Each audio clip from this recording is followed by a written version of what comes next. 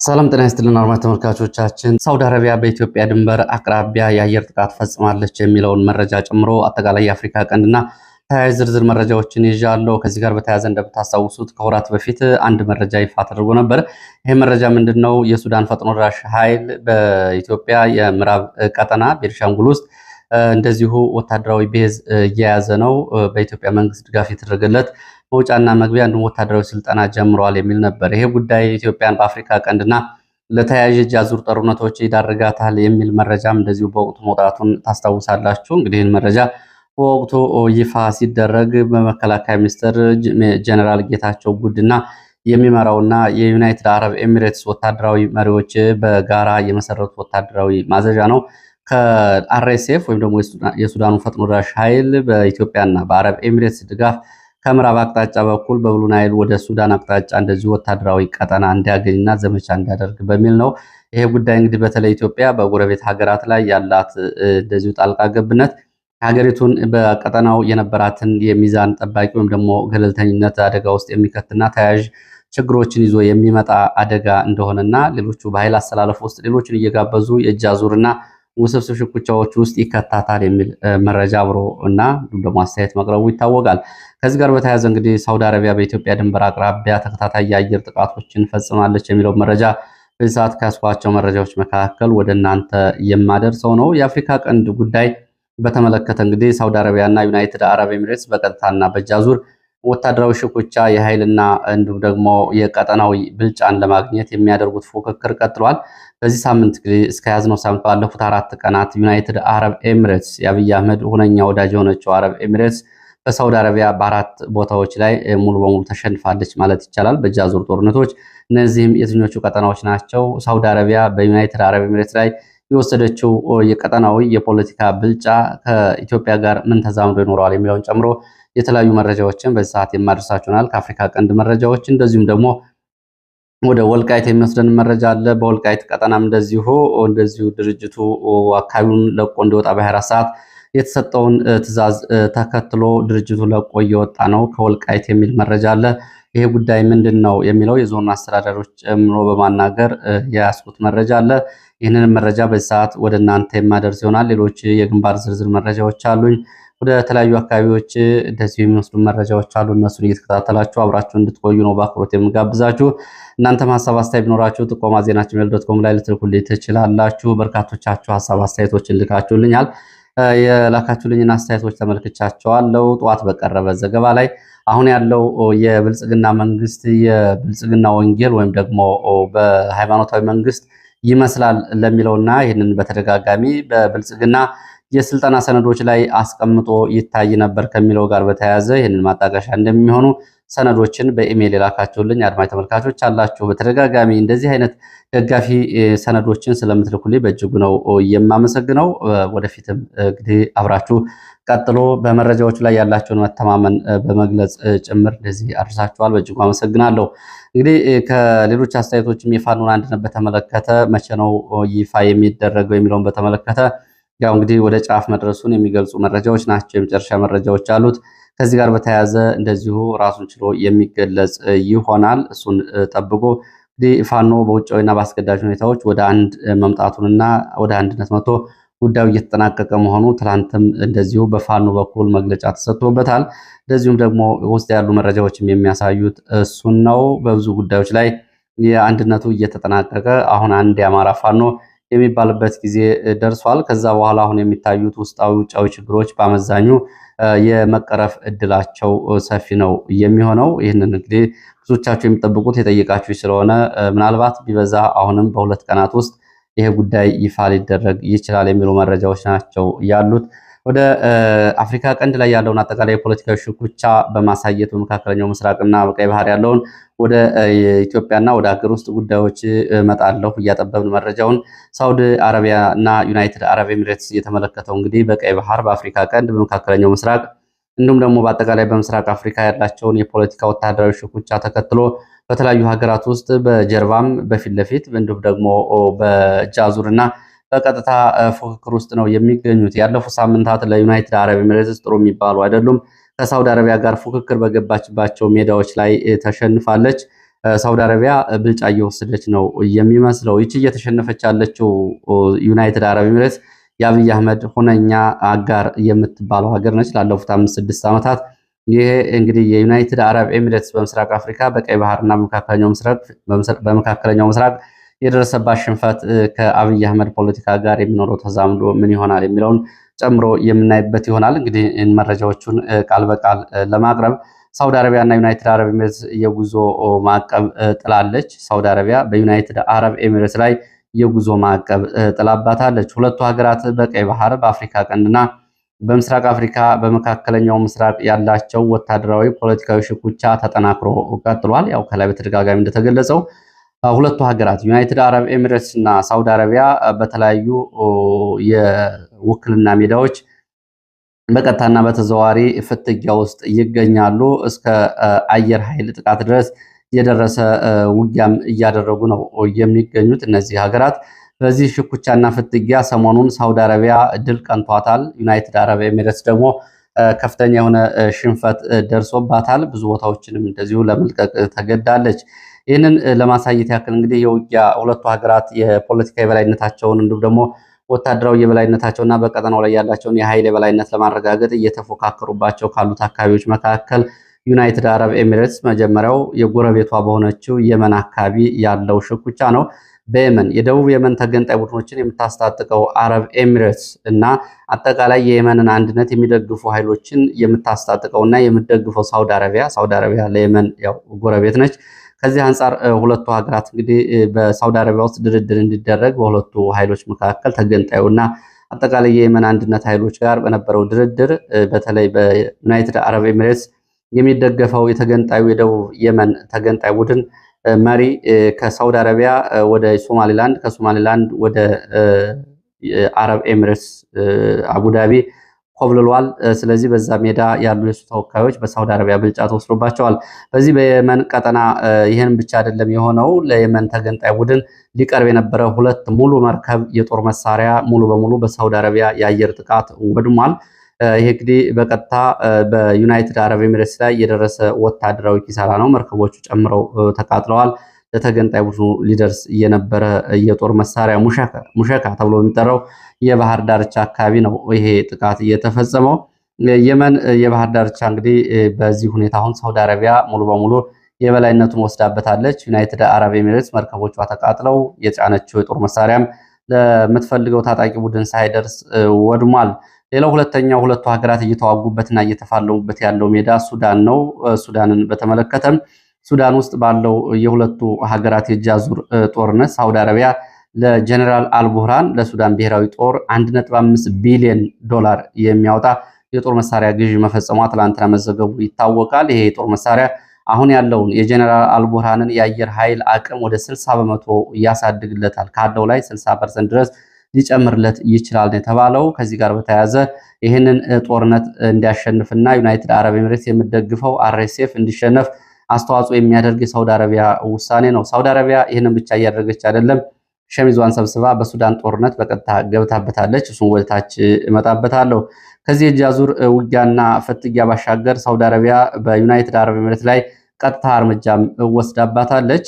ዩናይትድ አረብ ኤሚሬትስ ላይ ሳውዲ አረቢያ ከወሰደቻቸው እርምጃዎች መካከል አንዱ በሳውዲ አረቢያ የአየር ክልል በኩል የዩናይትድ አረብ ኤሚሬትስ የጦር መሳሪያ ጭነው ወደ አፍሪካ ለብጥብጥና በሀገራት መካከል ለሚደረግ ጦርነት የሚቀርብ መሳሪያ በሳውዲ አረቢያ የአየር ክልል ላይ የዩናይትድ አረብ ኤሚሬትስ አውሮፕላኖች ጭነው እንዳይበሩ የአየር ክልከላ አድርጋለች ሳውዲ አረቢያ። በዚህ ምክንያት በተለይ በአፍሪካ ውስጥ የሱዳንን ጦርነት፣ የሶማሊያን እንዲሁም ደግሞ በየመን ቀጠና ታጣቂዎችን በጦር መሳሪያ የምትደግፈው አረብ ኤሚሬትስ የሳውዲ አረቢያ አየር ክልሏን መከልከሏን ተከትሎ ከዩናይትድ አረብ ኤሚሬትስ የሚነሱ አውሮፕላኖች በቴራን ተራሮች በኩል ወደ ባህር ዳር በኦማን በኩል ለመምጣት ተገደዋል። አርኤስኤፍ እንግዲህ ጦር መሳሪያ አንዱ እየተራገፈ ያለው ባህር ዳር መሆኑን የሚገልጹ መረጃዎች አሉ። ለየመን ተገንጣዮችም እንደዚሁ በሶማሌላንድ ፑንትላንድ እና በአሶሳ ተብሎ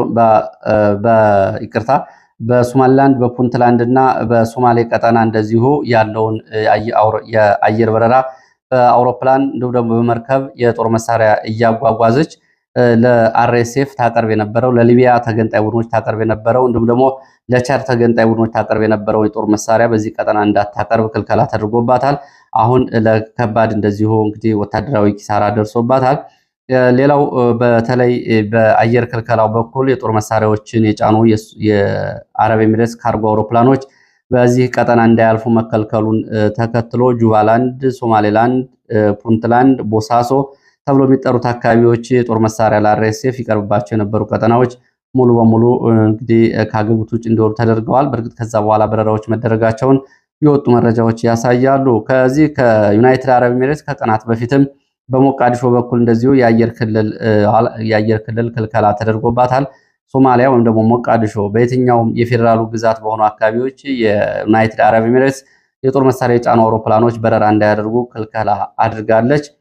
በዚህ ምክንያት እንግዲህ በተለይ ቦሳሶ ተብሎ የሚጠራው አካባቢ ያርፉ የነበሩ የዩናይትድ አረብ ኤሚሬትስ አውሮፕላኖች 10 አውሮፕላኖች ካለፈው ሐሙስ ጀምሮ ማረፍ የነበረባቸው ቢሆንም እንደዚሁ ተከልክለው ቀርተዋል።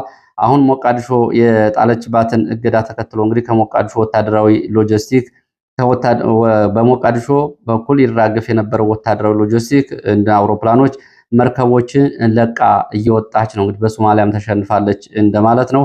በዚህ ቀጠና የነበሯትን የካርጎ የጦር መሳሪያ ማጓጓዣ አውሮፕላን መርከቦችን ከሶማሊያ ይዛ እየወጣች ነው አረብ ኤሚሬትስ። ከሐሙስ ጀምሮ 10 የጦር መሳሪያ የጫኑ አውሮፕላኖች ቦሳሶ አየር ማረፊያ ያርፎ የነበረ ቢሆንም ሞቃዲሾ በሰጠችው ትዕዛዝና እገዳ ምክንያት ዩናይትድ አረብ ኤሚሬትስ ቦሳሶ እስካሁን አውሮፕላኖቿን አላሳረፈችም። ባለፈው ሐሙስ ግን 4 አውሮፕላኖች የጦር መሳሪያ ጭነው ቦሳሶ ማረፋቸውን የወጡ መረጃዎች ያሳያሉ። ከዚህ ቀጠና ዩናይትድ አረብ ኤሚሬትስ ከቦሳሶና አካባቢው ጦር መሳሪያዎቿን ሸክፋ እየወጣች ነው። ይሄ የሞቃዲሾ ውሳኔ ብቻውን የተወሰነ ሳይሆን ከጀርባው ሳውዲ አረቢያ በጠንካራ ሁኔታ ያለችበት ውሳኔ ነው። በዚህ ሜዳ እንግዲህ ተሸንፋለች ማለት ነው። የሱዳኑን ስንመለከተው በሱዳን በኩል ባለው ሁኔታ እንግዲህ በተለይ ሳውዲ አረቢያ ጠቅልላ እጇን አስገብታለች።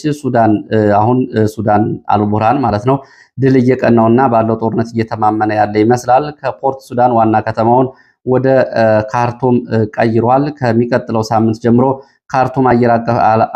የካርቱም አየር ማረፊያ ዓለም አቀፍ በረራዎችን ይጀምራል። በረራዎቹ ከሳውዲ አረቢያ በቀጥታ እንግዲህ ይጀመራሉ ነው የተባለው። ሌሎቹ ሀገራትን ያስተናግዳሉ። ይሄ ትልቅ የወታደራዊና የፖለቲካ ስኬት ነው ለአልቡርሃንና ለሳውዲ አረቢያ። በዚህ በኩል እንግዲህ ዩናይትድ አረብ ኤሚሬትስም እየተሸነፈች ነው ማለት ነው። በዚህ በኩል የዩናይትድ አረብ ኤሚሬትስ የሆኑ ንብረቶች እንደዚሁ ወድመዋል።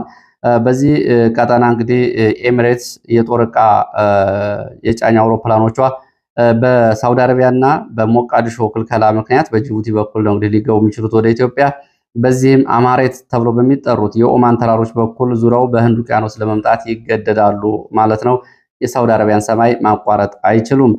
በዚህ በዩናይትድ አረብ ኤሚሬትስ ሌላው እንግዲህ በአርኤስኤፍ የጦር ቤዝ የነበረውን ቦታ እንደዚሁ የአየር ጥቃት ተፈጽሞበታል የሚለው ነው።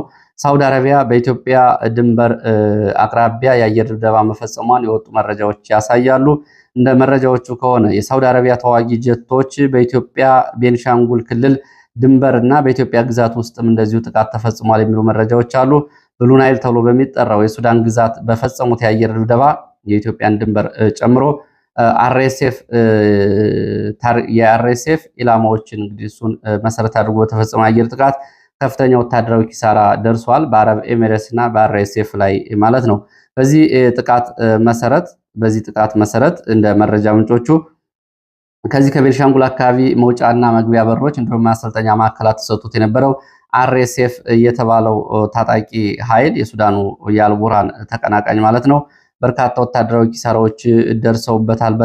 በአየር ጥቃቱ 25 ሙሉ ወታደራዊ ኮንቮዮች ጦር መሳሪያ እንደጫኑ በአየር ጥቃት ሲወድሙ 6 የሚሆኑ ደግሞ ትልልቅ ትራከሮች ደግሞ ቅጥረኛ ወታደሮችን ጭነው ወደ ብሉ ናይል የሱዳን ግዛት ከኢትዮጵያ እየተሻገሩ ባለበት ሰዓት ነው በአየር ኃይል በሳውዲ አረቢያ አየር ኃይል ውድመት የደረሰባቸው።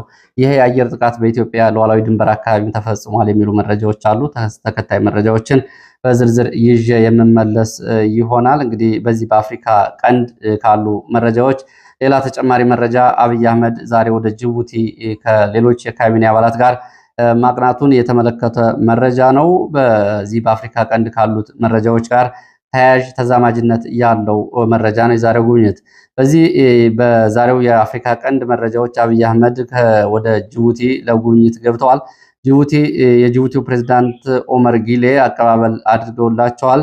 ዛሬ እንግዲህ ከዚህ ጉብኝቱ ውስጥ በጅቡቲ የዶራሌ ወደብ መጎብኘቱም ተገልጿል። እንግዲህ እንደምታስታውሱት ከቀናት በፊት የዶራሌ ወደብ በተመለከተ ግብጽ በዚህ ቀጠና ከበባ ስታደርግ ዶራሌ ወደብ ላይ የጦር ቤዝ ወይም ደግሞ በእነሱ አጠራር የባህር መርከቦቿን ነዳጅ ለመሙላት 15 ሄክታር መሬት ተሰጥቷታል። እዚህ ወደብ ላይ የምታለማው ወደብ ይህንን ወደብ ዛሬ አብይ አህመድ ተገኝቶ ጎብኝቷል።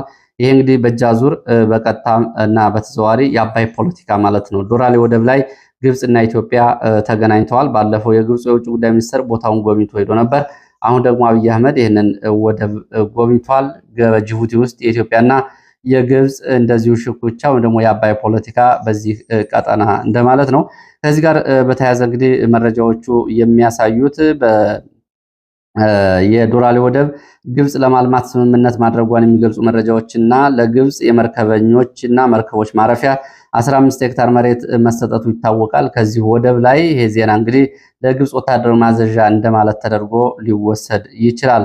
ዛሬ ጉብኝት የተደረገበት ቦታ ይሄ ነው። እንግዲህ ዶራሌ ላይ የአባይ ፖለቲካ ሽኩቻንም የምናይበት እንዲሁም ደግሞ አብይ አህመድ ዩናይትድ አረብ ኤሚሬት እስራኤል ጋር ሰሞኑን በነበራቸው ግንኙነት አዲስ አበባ በነበረ ውይይት ለሶማሌላንድ ጎረቤት ሀገራት ጋር ትብብር እንዲያደርጉ አብይ አህመድ በቀጠናው እንዲያግባባ እንደዚሁ ከአረብ ኤሚሬትና ከእስራኤል ጋር ስለመነጋገሩ የሚገልጹ ሌሎች መረጃዎች አሉ።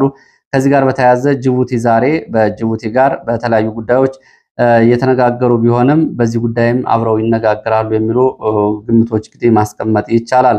ጅቡቲ ጋር በነበረው ግንኙነት አብይ አህመድ እንደገለጹ በፌስቡክ ገጻቸው በጂኦፖለቲካዊ በቀጠናዊ ሰላምና ደህንነት እንዲሁም ደግሞ በወደብ ልማትና በኢንቨስትመንት መምከራቸውን ነው ከጅቡቲ ጋር እየገለጹት። ከዛ ባሻገር ግን በጅቡቲና በሀርጌሳ በሶማሌላንድ መካከል ያለውን ውጥረትና ፍጥጫ እንደዚሁ ለማርገብ እንዲነጋገሩ ሰሞኑን የእስራኤሉ የውጭ ጉዳይ ሚኒስትር ጌዲዮን አዲስ አበባ በነበሩበት ጊዜ ስለመምከራቸው የሚገልጹ መረጃዎች አሉ። እነዚህ እንግዲህ የአፍሪካ ቀንድ መረጃዎች ናቸው።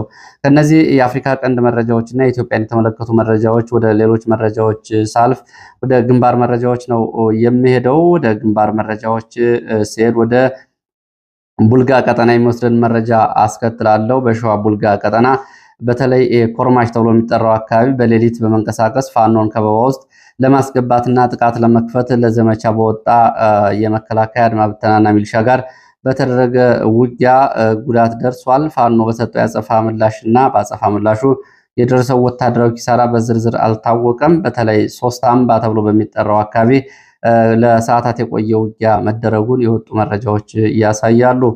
በውጊያው የደረሰው ጉዳት በዝርዝር አልታወቀም የሚሉት የመረጃ ምንጮች ይህን ውጊያ ተከትሎ ግን በአካባቢው የፋኖ ደጋፊ ናቸው በሚል ከ14 በላይ አርሶ አደሮች በመንግስት ወታደሮች ታስረው መወሰዳቸውን የሚገልጹ መረጃዎች ናቸው ያሉት። ወደ ሌሎች መረጃዎች እቀጥላለሁ። ወደ ሌሎች መረጃዎች ሲቀጥል ወደ ጅማ ዞን የሚወስደን ነው። በጅማ ዞን በተከታታይ እንደምታስታውሱት እንግዲህ በጌራ ወረዳ በአማራ ላይ እየተፈጸመ ያለውን ግፍ በተለይ ዋላ ቀበሌና አካባቢው በተከታታይ እያደረስኳችሁ ነበረ። ዛሬ ከዚህ አካባቢ እንግዲህ የሚፈጸመውን ኢሰብአዊ ወከባ፣ ግድያና ድብደባ፣ እስራት በመፍራት በርካታ ሰዎች አካባቢውን ለቀው ወደ ቦንጋ ወደ ከፋ እየተሰደዱ መሆናቸውን የወጡ መረጃዎች ያሳያሉ። አሁን የደረሰ አዝመራ የደረሰ ቡና እንደዚሁ ሜዳ ላይ ፈሶ ቀርቷል።